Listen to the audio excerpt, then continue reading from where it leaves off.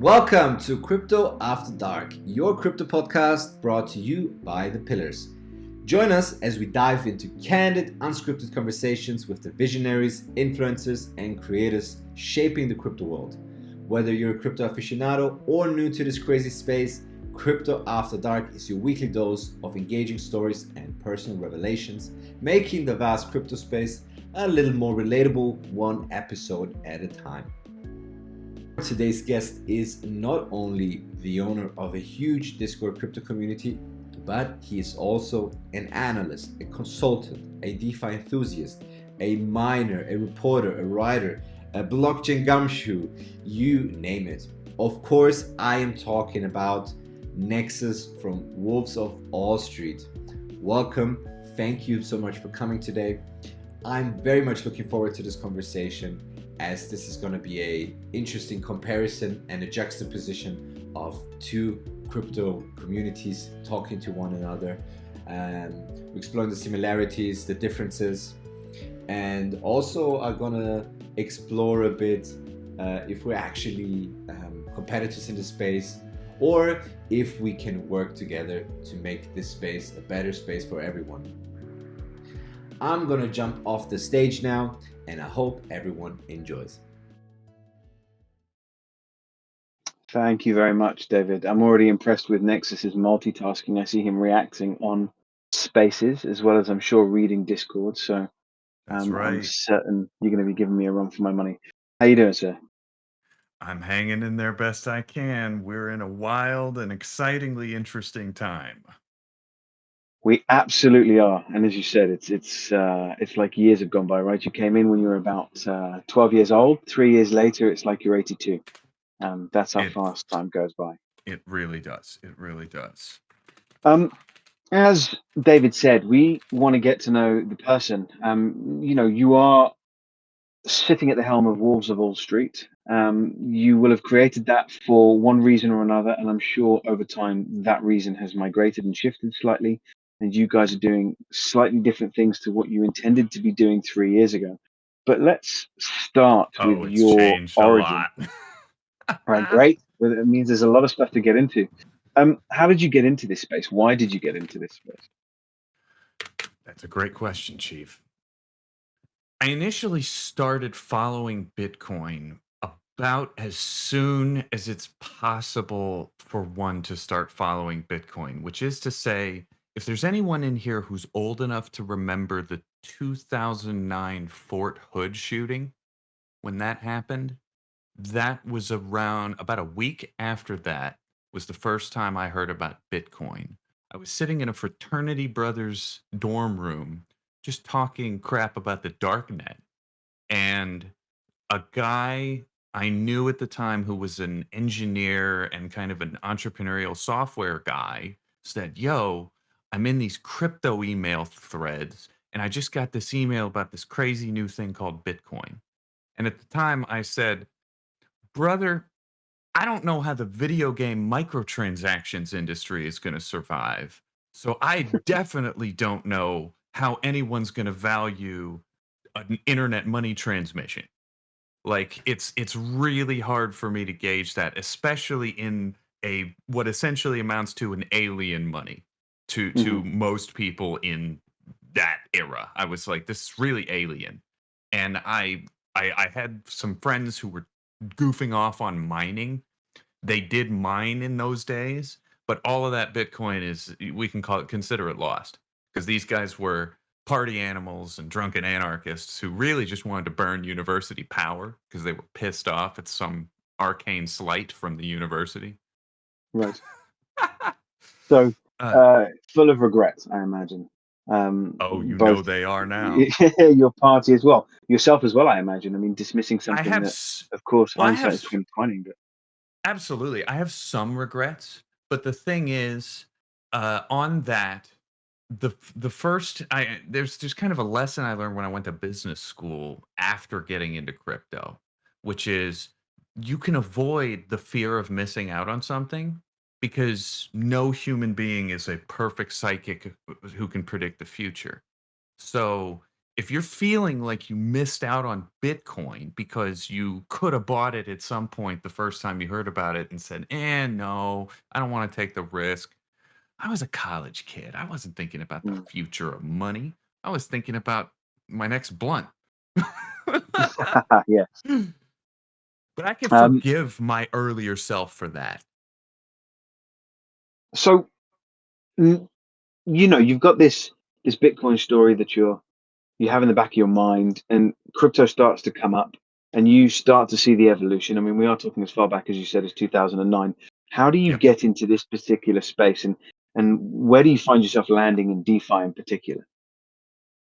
Well, I worked for 10 years in meat space jobs in a variety of areas. So between 2010 and 2020, I did warehouse work, I did political work, I wrote business to business newsletter copy, mostly about like the F-35 Joint Strike Fighter because it was popular to talk about at the time and how much money the government was spending on aircraft technology. It was a little over budget and a little under delivered, so it was kind of a hot news story back then. But eventually, the pandemic strikes, and obviously, a lot of things change for a lot of people. At the Hmm. time, I was working as a liquor clerk, and I had a bunch of friends who were in technology. And one of those friends had built what amounts to a geolocational based ad services platform, which would enable a business to track, for example, how many impressions within an accuracy of thousands a billboard Hmm. got. So it would essentially do to a billboard what Facebook ads did to Google and all of that. It essentially transformed it into a whole other ball game where they could learn about the customers who were getting the ad impressions, and that data becomes more valuable. So unfortunately, as you can imagine, though, billboard ad tracking not so hot when no one's going anywhere. And Right.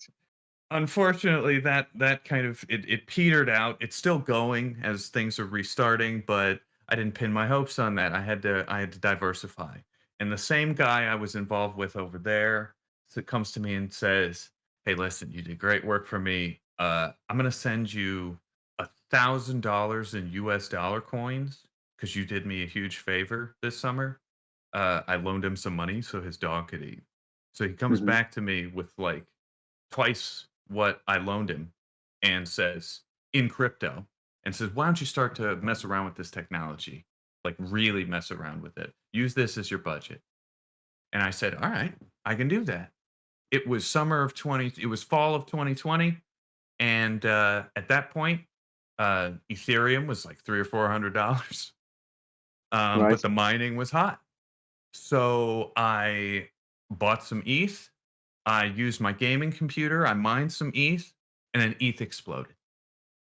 And from there, I was my look. I would kept going to work, but every day the customers were getting worse and worse, and more hostile, and more partisan, and fighting with each other over bottles of liquor. At some point, a guy chucked a handle of Evan Williams at my head, and Okay. at that point, I Friendly. said, "I'm out. I'm out. I can't deal with this anymore." And I don't have to deal with this anymore. There's a new opportunity that's arising for me. And then you fall into this space. I guess let's fast forward to then creating your own space, creating your own environment where you want to vet, speak to, help projects, help community members, help investors. Why, I guess, is the first question. What prompts you to do that? If the mining of the ETH, as you say, has been lucrative, you've earned a bit enough to at least step away from your job that you're not happy with. Yeah. What then possesses you to think about helping others in this realm? For me, it felt like a really straightforward progression because at college I studied cultural anthropology, which is to say human relationships to their environment and technology over the centuries. Hmm. And as that was kind of an academic focus for me, I suddenly started to get the futurist vision that I didn't have while I was still at university learning that stuff. And eventually, it took me 10 years, but I would eventually come around on Bitcoin, on Ethereum. And when I came around, it was like the veil had been lifted. It was like so many things about the economy, the government, the money didn't make any sense. All of a sudden made more sense to me. And I had to talk about that with somebody. I had to get out there. And because it was early 2021 that I'm really feeling like the market hit me, I upgraded my computer. I got a whole dedicated mining rig. And after I invested that and saw the capital coming right back in, I was immediately rewarded for doing that. I was like, okay, there's so many scammers, there's so many fraudsters, there's so many bad actors. I've got to just go and talk to people. Mm. So I end up in tip.cc of all places. This is kind of where this journey really began. And I get together with a bunch of people that I met in there, and they said, hey, you need to come over here. When I say, well, what's over here? Like, well, why would I go over there? They said, well, it's called Wolves of Wall Street. Just come in here. So I go in there, and I wasn't the founder. See, that's what probably the most interesting story about this. I'm not the founder of Wolves of Wall Street. I'm the current owner and manager of Wolves of Wall Street, but I'm not the founder. I Okay. came into the community as a community member and essentially a crypto miner who just wanted to help people invest, manage, and not get wrecked was my goal. Like whatever you have going on, whatever your fiat is, my goal was to help you understand the technology and avoid giving any money away that you don't have to. You must have been doing something right to be able to move up in the ranks to become the current owner or gatekeeper, if you will, of Wolves of Wall Street. I imagine you were on somebody's radar fairly quickly. I believe that there were a number of sort of people high up in the community leadership, and some of those anons who were trading and degenning and airdrop hunting, because that was really what a lot of what they were doing at first. And a Hmm. bunch of people were falling into drainers like left and right. And I was trying to warn people like, yo, you can spot that in advance. You can avoid sticking your wallet in the trap if you just know what to look for. And I would say to the guy who got drained, it would be like, "Well, I'm crying in the chat, like I'm freaking out. He lost what to some was a paltry amount, but to others was a massive fortune. The relative the relative amounts of these scam losses, I cannot emphasize this enough. If a guy loses 200 bucks and he's in Venezuela, then obviously that means something different than if he's in the United States and he loses 200 bucks. Right. Of course. Yes.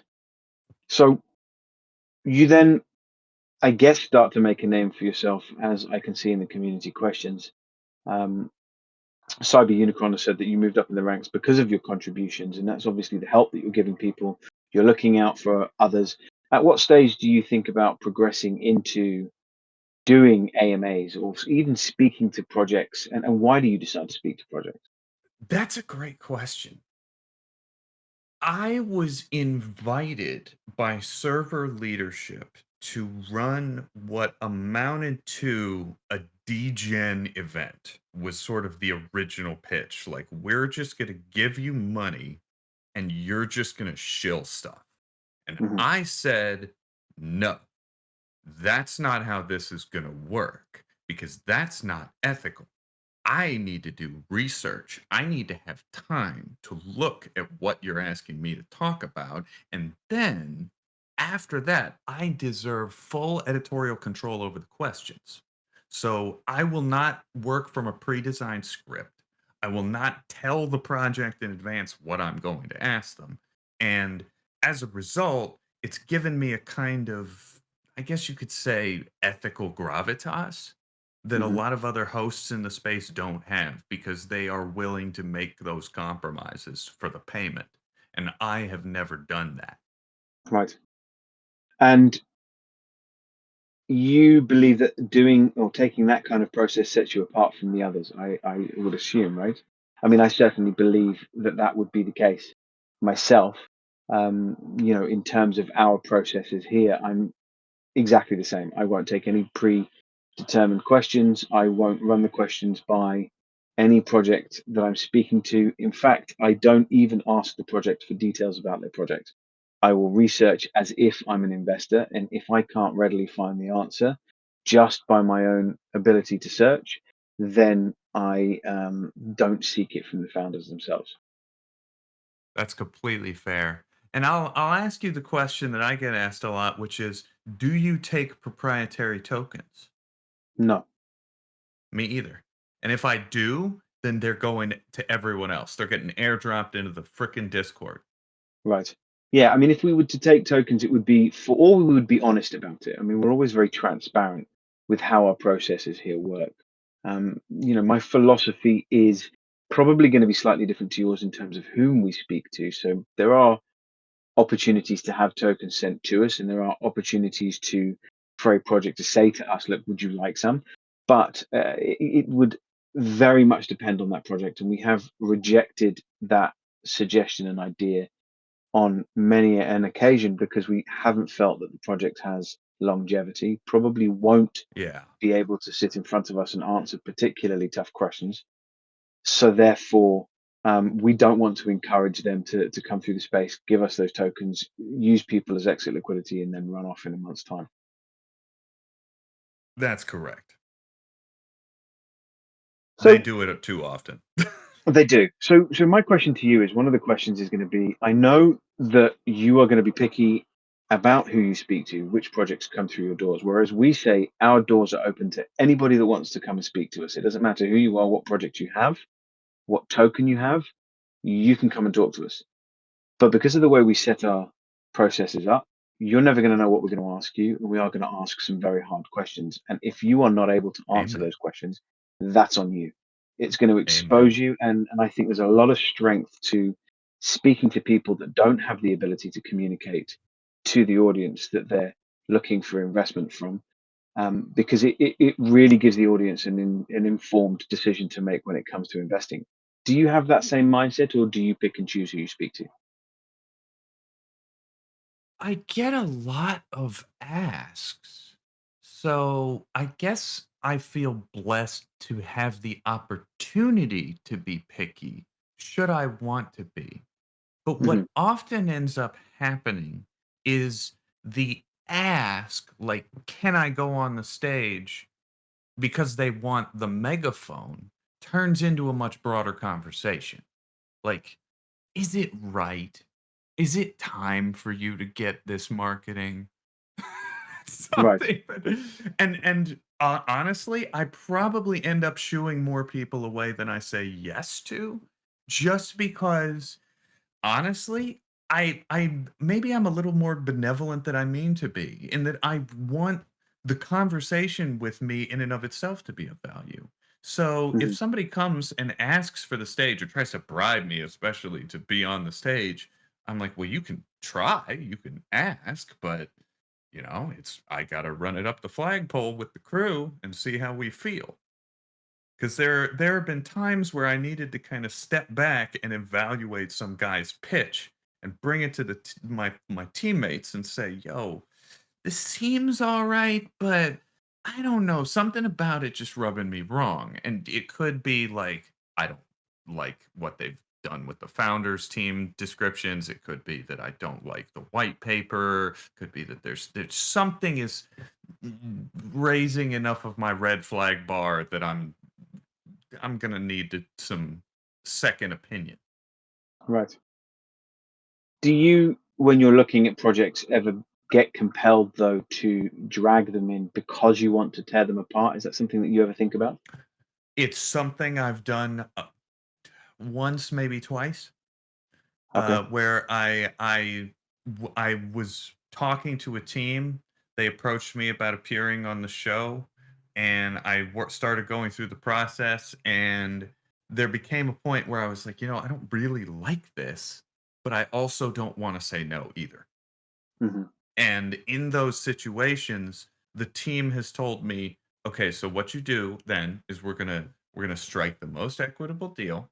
We're going to do what we always do. We're going to dump a bunch of crypto in the airdrops, and then we're going to rip them apart. Right. And my job as the community leader is to modulate this ripping and tearing so that it's not just the community going all, rage fist doom guy on the project. But Mm. because of the way I ask and endeavor for the community to think broadly and to use their best expertise, their best personal wisdom from their jobs, their work, their life experience. I ask everyone to bring that into your question because when the community asks from that place, it's a place of personal authority on the part of the user, even if they're nervous asking a question, knowing it's going to be read out loud, possibly to hundreds of people. And I get a lot of users telling me, like, I'm nervous. I don't want to ask a question, even though I've got the knowledge. I could demolish these guys. I could ask a question that rips them up. But they've told me, like, I don't want to be that presence. I don't want to be that negative guy. And I said, well, that's why you ask in a way that's not an assault, not an attack. Right. Do you think that's the biggest challenge when dealing with communities, ensuring that it isn't an attack? Because one of the things that we've found here at the Pillars is that some people do have it as an attack. Some people, when they're around long enough, and I'm sure there's one gentleman here whom I'm looking at will recognize that I'm referencing him. You notice their personality and you notice why they're doing it, and you start to realize actually this person isn't doing it for nefarious reasons. They're not trying to be an asshole. They're actually trying to get some decent information out to investors. It's just the way that they like to approach the conversation. But do you I find got it's more than one difficult? guy just like that. Right. And they are wonderful once you get to know them. It's the Yes. problem is in that interim period when you don't know them and they're coming at you that perhaps it can begin to blur the lines. And also maybe do you find it intimidates new people from coming in and being willing to speak when they too are nervous first coming through the doors? Yeah. It can definitely happen with new people, but it varies on a case by case basis. So it's been long enough now. I feel I can actually highlight and tell some names and name drop some shit. But there was an NFT project that approached us back in the heat of like Olympus forks and all of this stuff. It was called Degenerate Dogs. And it was just an algo PFP NFT pump and dump series, just like 1,000 that the community had already seen before. Like I'd already platformed literally 2 of them that month, and the Hmm. community was telling me already, like, "Yo, it's another one. Are you serious, bro? This is the 3rd one. Can't you get something else?" And I'm like, "Well, I'm trying not to just shut my doors. I'm trying to help people who are legitimate people trying to build something, but it's up to y'all to help me to suss out who's legit and who's not. I can't do Right. everything by myself. This is, in a sense, a community effort. So It is. when Sorry, go on. DGen Dogs came, oh, you're good. Yeah, when DGen Dogs came, the community spent 40 minutes asking very, very hard questions. And I read every single question they read. And the entire the poor marketing guy they sent up to answer questions. First off, that was not a good move on their part. If you want to Mhm. have a manager, a tech guy, and a marketing guy, and all 3, if you can get it, or at least somebody who can encompass enough of that knowledge to know the answers. But they did not send that guy with any of the knowledge. They sent him with hype shit. Right. So because of that, he looked like an unprepared fool. And I didn't mean to make that guy look that bad, but he kind of did it to himself. And I guess in another way, his team did it to him by sending him Right. up there unprepared. And Well, when that, that's sorry, go on. I was just going to say, the fallout to this was astronomical to me as like a community moderator just in general, because from here the community does what the community does. They look at socials, they look at web pages, and they join the project Discord and they see what's going on. And when they joined the project Discord, they simply continued barraging the same questions. And the project was trying to create a very cultified environment of bullish, invested people who would defend the thing to the grave. So it appeared to the project founders that I had personally led like a torch loaded brigade of wolves and pitchforks to rip and tear them to pieces. And they accused me in a public group chat, a public private group chat that the teams had, that my team and their team had shared together. And they ripped me a new asshole. They said, "Never mention us. Never talk about us. We don't exist. This never happened. Delete the video. Delete the live stream." And I said, "No, I'm not doing that. In Right. fact, you paid me for a service, my friend, so I'm going to deliver on my end." Right. And Great. I didn't modify my routine. I did everything as usual. I tweeted it out. I told them thanks for coming. And I was it nothing as far as I'm concerned, I acted as a gentleman, where in private they were telling everybody that Wolves of Wall Street was a fraud. And I was like, no, no, no, no, no. You guys are gonna be gone. We're still gonna be here. Right. Yes. I mean, it's a difficult one. It's a unique juggling act, isn't it, between managing the community and managing the project that comes in, and a project that puts themselves in a position to be that ruthlessly pulled apart has only themselves to blame. And at the same time, one of the things that we get a lot of flack here for is how we manage the community, in that we expect people to be respectful at the very least. And if they can't, if Amen. we're asking them to tone it down and they don't tone it down, then we have something to say about it. But when we do, we tend to have characters in here that will often then turn on us, and they'll either say, well, we're maxis for this project, and you go into the project space and they say, well, actually, you guys just want to spread FUD. And or they get so frustrated they withdraw their support from us because they don't think we're running it in the way that we should be running it, right? And one of the things I think we should touch on, and perhaps I'd like to hear your opinion on, is how difficult it is actually when you're sitting at the top, when you don't just have, I mean, you have considerably more members than we do in your Discord, but you don't just have thousands of people that are perhaps looking to you silently or not silently for guidance. You also have people in your DMs, you also have projects that are coming to you making certain demands. Do you find that a particularly difficult thing to juggle just as an individual? If I had a job, this would be a nightmare. It's a good thing I'm creating my own work here.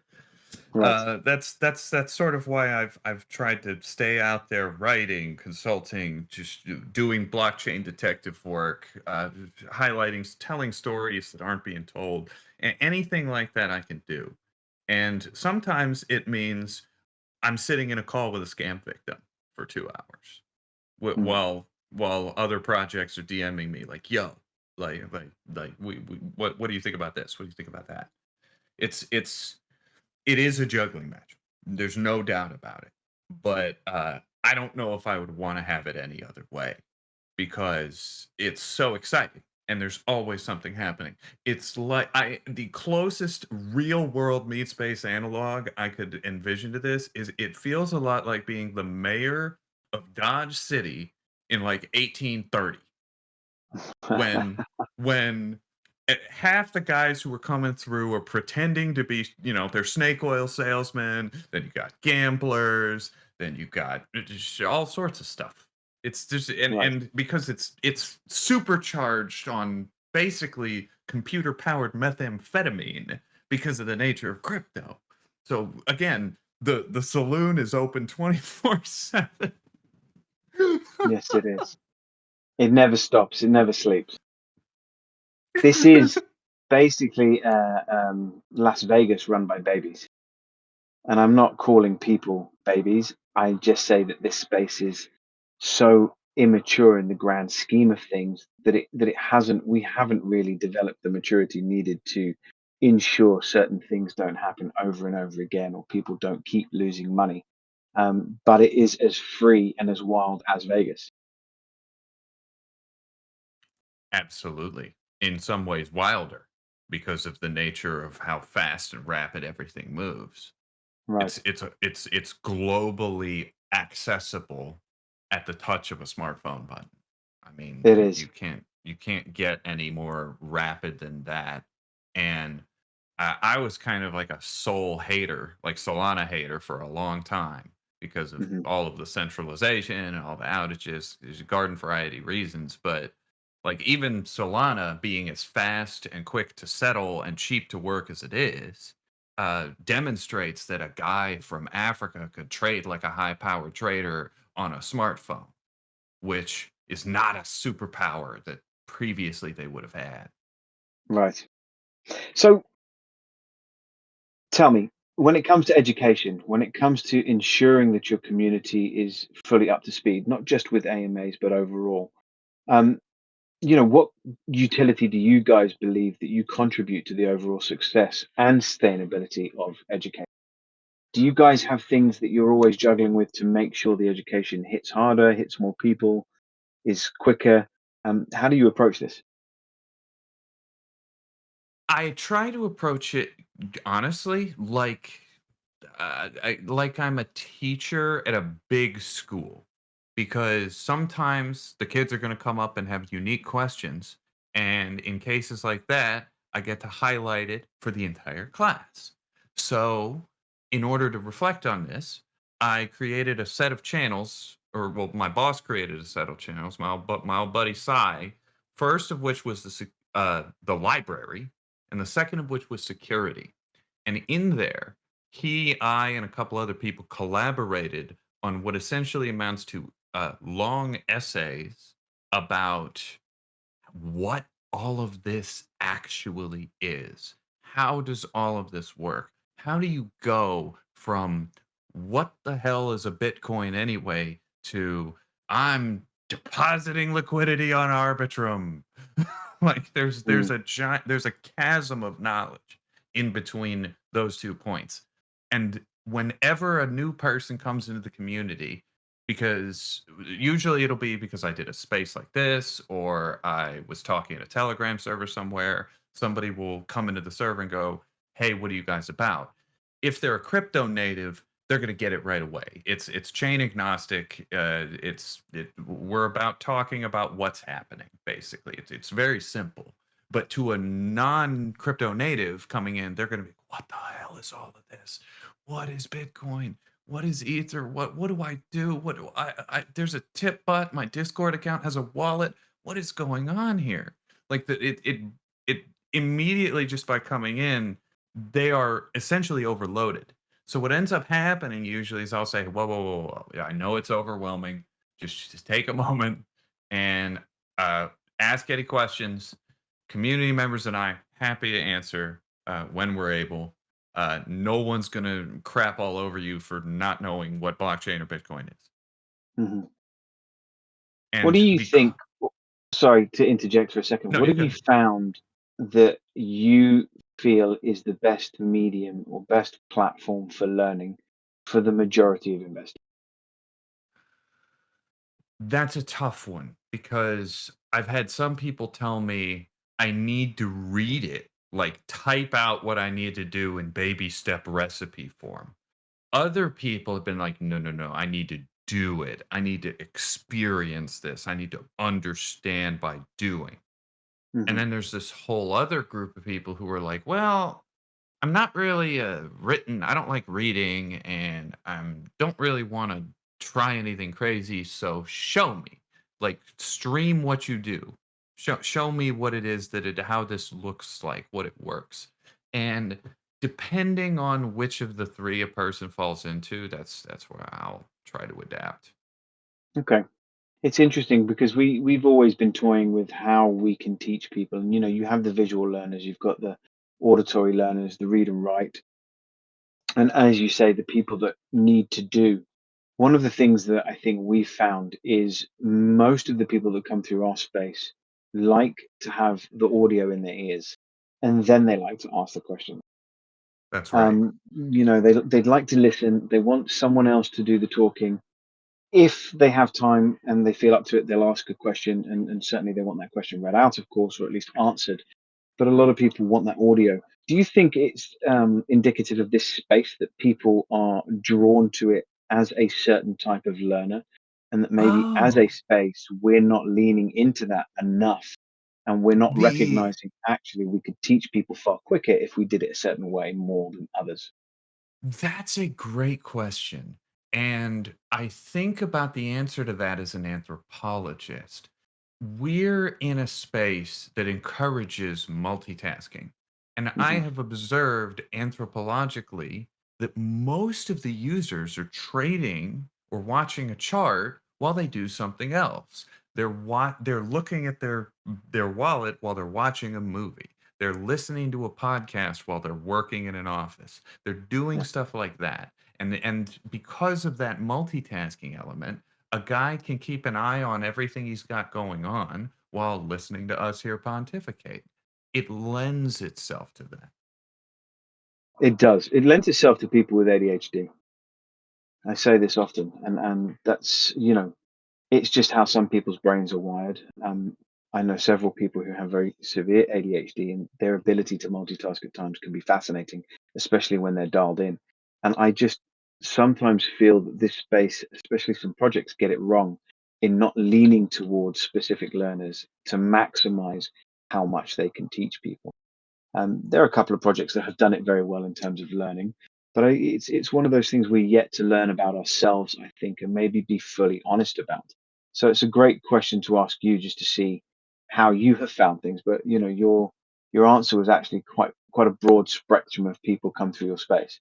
But perhaps that's because you have quite a few people in that space, so you see more than we do. We're gonna see all types coming ahead, I think. I mean, I don't have to tell everybody here that there was only one Bitcoin traded fund, and its name was Barry Silbert's Digital Currency Group's Grayscale for a long, long, long, long time. Mm, Not true anymore. There's like a dozen choices now, and more on the way. We have no idea how many normies are going to wander through these Discord servers looking to learn about this stuff. What are they buying? Right? right. Yeah, it's interesting, and we're going to learn as we go. Um, and I'm reading the community questions. So FYI, I do filter them in as we're talking. So there's a couple that I've already asked that we've touched upon. What are your green flags for researching a project? So forget the negatives for a change. What really stands out to you as something that you think is a place that you want to start looking to put your money, or at least explore the idea of doing so? Oh, this might sound a little milk toast, but one of my first green flags is that they have a goal that's achievable. Right.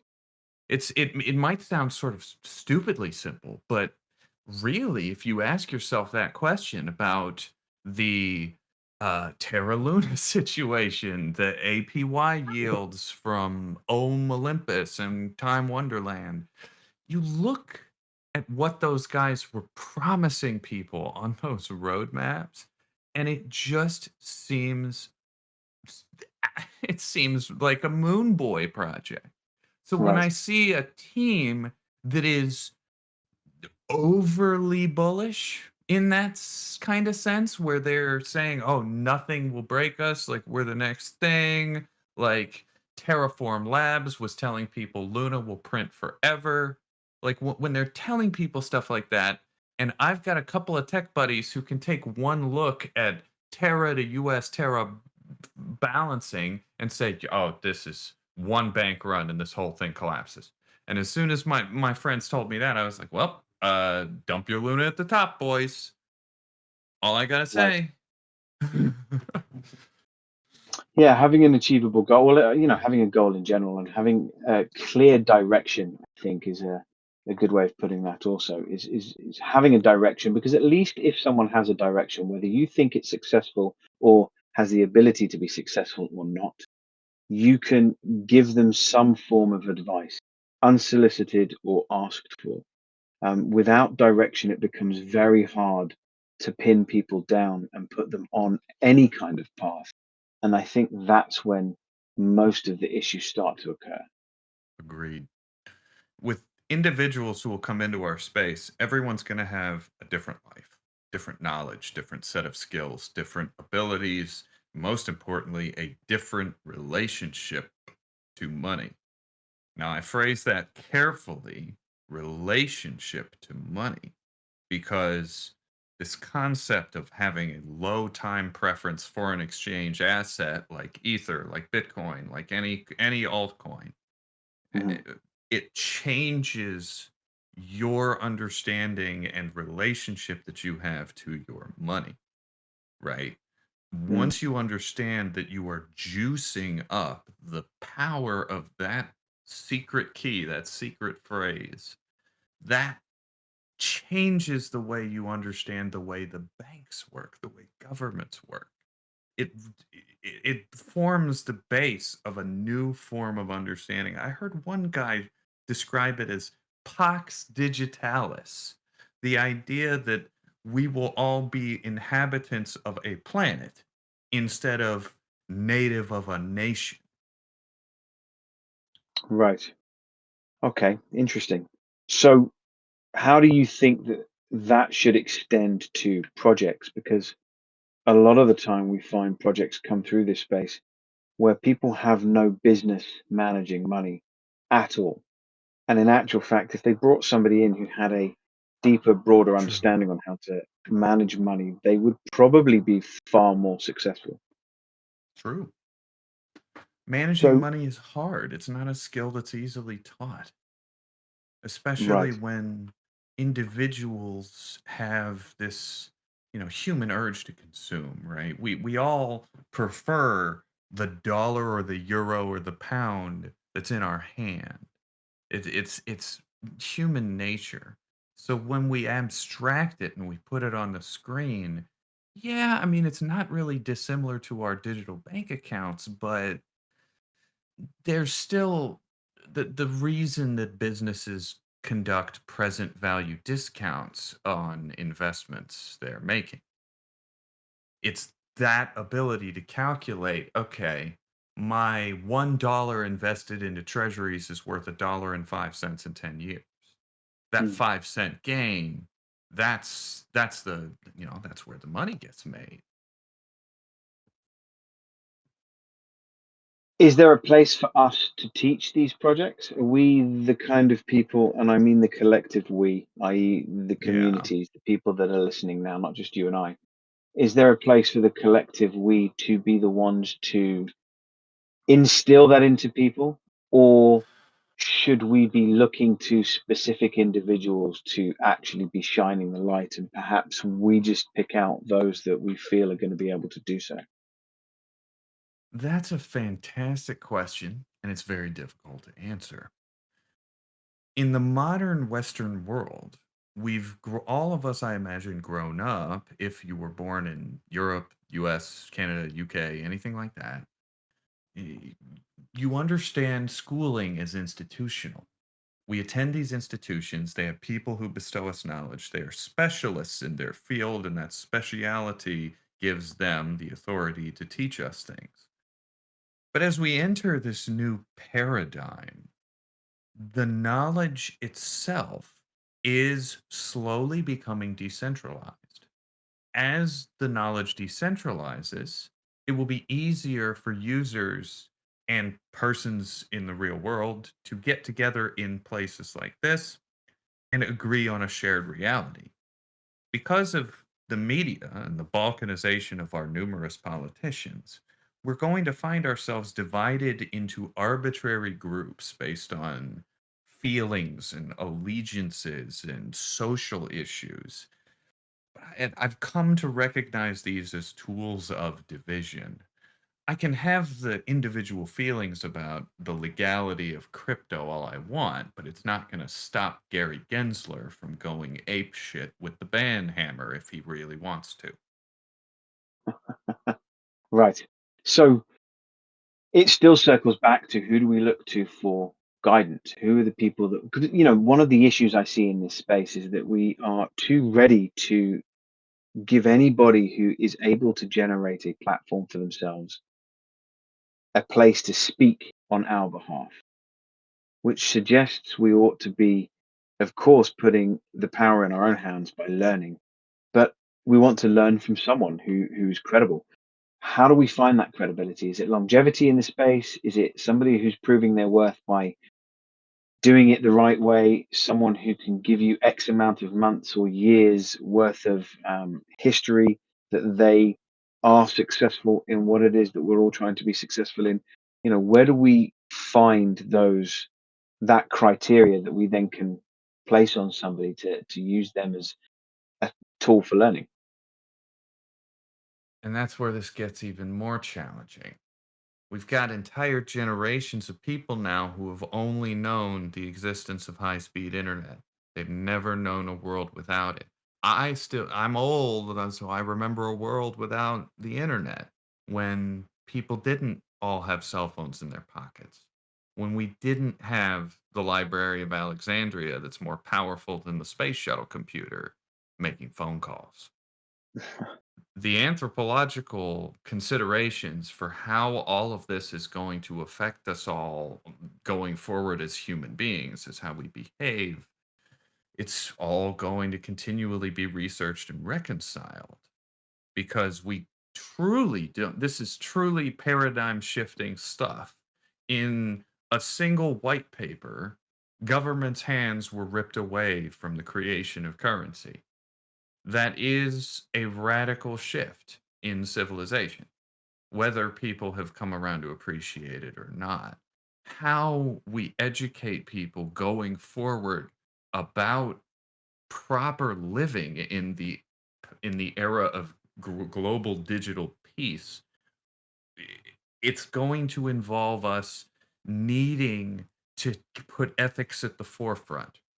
When I was younger and the internet was 56 kilobyte modems, as seen by all of these AOL gifs flying by in the chat, there was a sense that one could misbehave and be an asshole on the internet repeatedly and suffer no real world punishments. We are Right. long moved past that. The drainers are just the new form of hurting people over the internet. Yeah, it's a question. I suppose we could go down a massive rabbit hole, and yeah, I am appreciating those gifts that are being thrown out there because, as one of the community members, Fip, has said, he's can hear that still all too loudly. I remember that sound, that awful dial-up sound, and you're right. We all You have know, it. It's we buried in our do. minds. It is buried. It's etched into our memories, and you're right in that we, lived in an age then where you didn't have to take responsibility. But actually, in this space, we've almost regressed, have we not? Because the crypto space is one of the few internet spaces where people don't need to be doxxed. They don't need to show any kind of credentials, but they can start a project. They can take people's money to the tune of That's millions. right. And even if they are doxxed, they can pretend to be wonderful traders. And, a project that shared the first name or the first word in your name um, monumentally crashed and burnt because the guy sitting at the Yeah. top had no clue what he was doing. And I guess it's the hard thing to do is to find a route into weeding those people out and exposing them, Yeah. not in, as you said, an aggressive way, not in a way that necessarily attacks, but a way that informs others to make the right decision. And this kind of behavior on people, this is not new.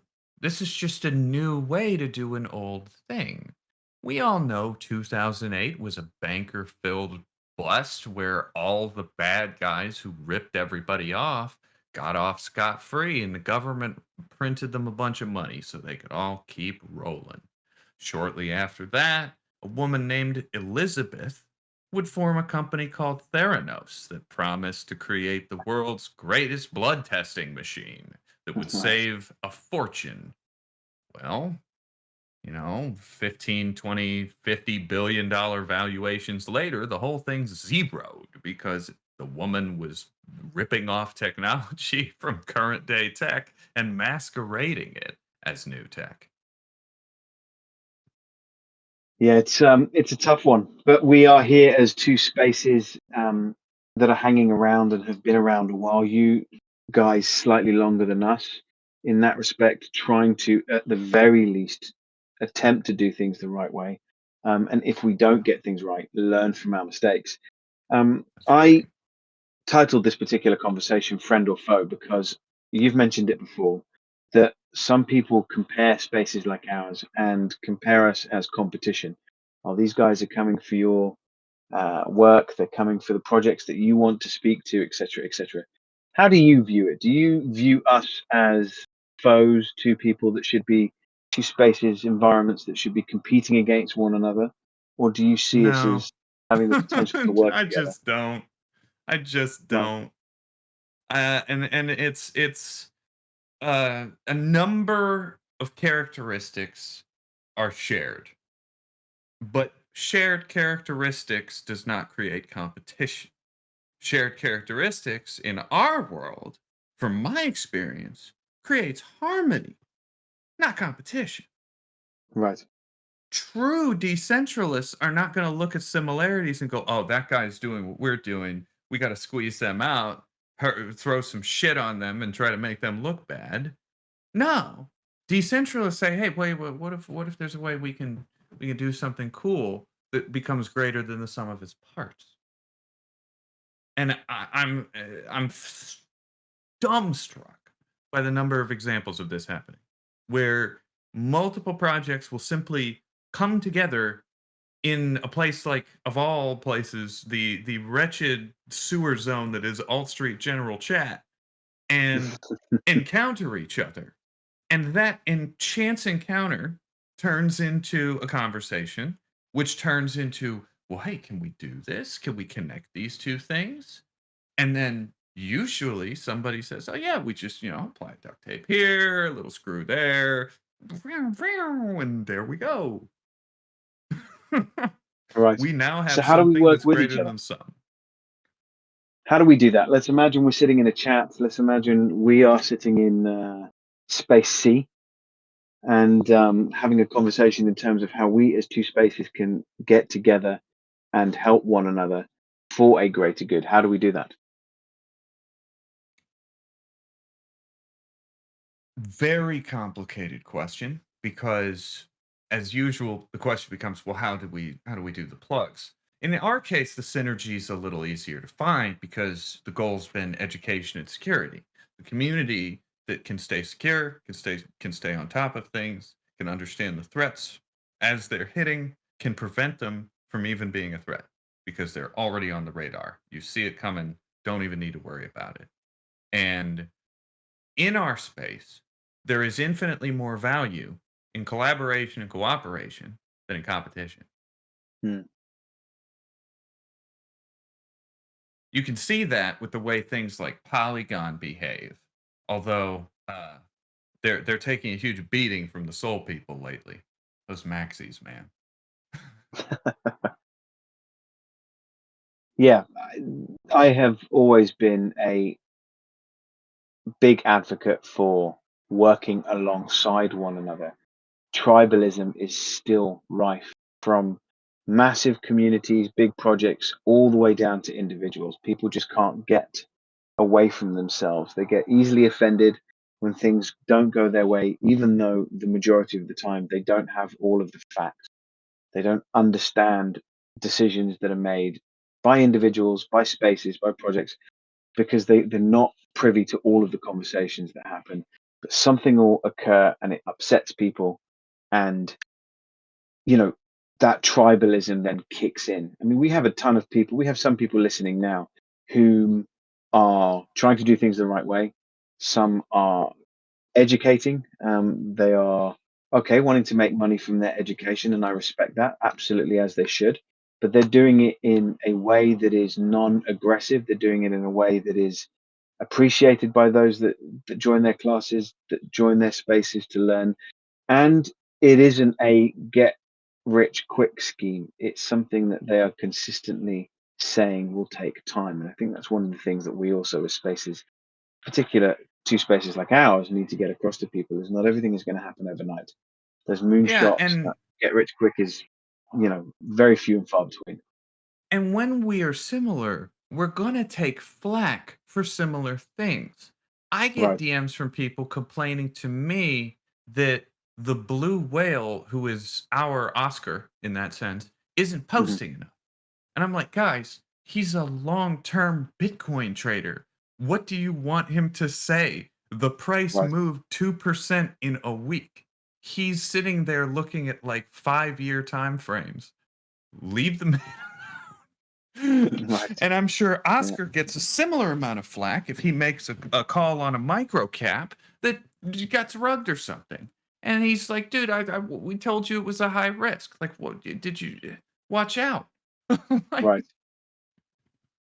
Yes, and you're absolutely right. He does, or not enough calls, or there isn't enough action happening, or people will say, "Well, why did you even bring this in the first place? What use is this going to be to anybody? Why should we even be looking at this? This space shouldn't have that." And we're trying to say, well, we are always trying to find value for you guys. So either you lean into it and help us find that value, and we collectively bring eyeballs or more eyeballs on, and therefore we can learn faster, learn with more people helping us, and learn the right way. Or you can, spend your time somewhere else, and it doesn't quite happen as quickly, and we'll just keep taking 4 steps forward, 3 steps back. well, it's always easy to be a tribalist when you're super invested in one thing and Right. somebody comes along who disagrees with you on even the most minor thing. Because of that investment, the capital investment that you're seeing dollar signs, you're feeling like your dollar signs are being erased by some chatter in a personal attack. And that's, I think, what drives the tribalism. You can see it Yes, indeed. across like Ripple. Like there are Ripple Discord servers I used to know. I don't want to name them because their projects are still around, has evolved, but man, they train their moderators. Like we like our maxis and our whales. We don't like anyone who talks about Bitcoin. We don't like anyone who talks about Ethereum. We don't like anyone who talks about any other altcoin. We only Right. like Ripple. And because of that, anybody even asking about like something happening somewhere else would get like punished, muted, shut down. Yeah. Hung, drawn, and quartered. Um, Yeah. Probably the I'm a original genesis of Alt Street was a place for people who got jilted asking questions at other projects to go, mostly to bitch about the fact that they wouldn't actually answer the questions. right. And that actually, ironically enough, that's exactly how we got formed. Only we then got followed by all of the maxis to tell us we were fudders, and then the fudders would come in and say, "Well, hold on, you want to take a middle ground and you want to argue both sides of the coin? Well, then you must be a maxi." And we How dare spent you quite a seek lot of time, understanding? right, exactly, and arguing both sides of the coin obviously wasn't a path that they wanted us to take. Nexus, we've had you here for just over an hour now. It's been a great conversation. Hopefully, we can do more of these. I very much look forward to having more conversations in the back end to see how, as two spaces that are so similarly aligned, can work with one another and not against one another. I certainly have never ever considered you guys a rival. I've never looked at it that way. I think the more spaces like that, the better. The more tough questions are asked, the Agreed. better. And the more competition there is, if that's what you want to call it, the higher people will need to raise their standards themselves. So it just forces us to ask better, um, more hard hitting and insightful questions. We don't get enough of them because it's too easy to hit buy and become a bag holder, which obviously that's great from a certain perspective. That's awesome. People can take risks, assess their portfolio, and manage their money how they see fit. This is a superpower, but it's going to be incumbent on us to show people how to not abuse the superpowers. And it's too easy to abuse the superpowers, especially once you realize you can create your own shit coins and, you know, drown in stolen liquidity. Right. Yes, agreed. Well, I look forward to having those conversations with you. Let's do this again at some point soon. Have another conversation. You got it. Thank you for coming in. And of course, thank you to all of the people that jumped in both on the X space and within here. I see familiar faces that are always around. I see some faces we haven't seen in a while. Thank you to all of you. And somebody should probably let Victor know that although he was very fast at typing, I may have outspoken him. So he accepted the That may be challenge. a declaration of war. I think it was a slight declaration of war, and I look forward to him bombarding our chats now with a variety of different things because he always brings a great energy. Necksus, thank you so much. Thank you to everybody listening, and I look forward to doing it again. Honored to be here, guys.